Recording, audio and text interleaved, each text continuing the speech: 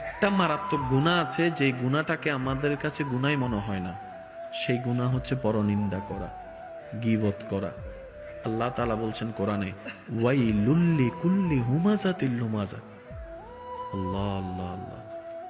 হাসরের ময়দানে আল্লাহর দয়া হয়তো আমরা নামাজ না পড়েও, নামাজের হিসাব কম থাকলেও পার পেয়ে যেতে পারি। রোজার ঘাটতি থাকলেও পার পাওয়ার একটা সুযোগ আছে রবের দয়ায়।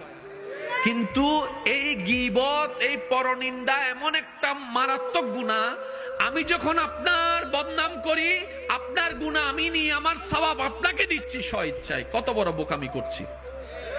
যেখানে 2টা টাকা হারায় গেলে আমাদের মাথা পাগল হয়ে যায়, বিকাশ থেকে নগদ থেকে টাকা চলে গেলে মাথা অস্থির হয়ে যায়, ব্যাংক থেকে টাকা চলে গেলে আমরা মামলার পর মামলা করি, সে জায়গায় সওয়াবগুলা দিয়ে দিচ্ছি অন্যকে এই গীবতের মতো কাজটা করে, যেটা শয়তানের কৌশল, কিন্তু আমরা মনে করছি সেটা আমাদের একটা আনন্দের বিষয়।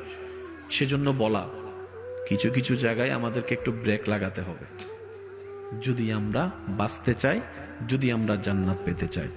চিৎকার দিয়ে বলেন সুবহানাল্লাহ।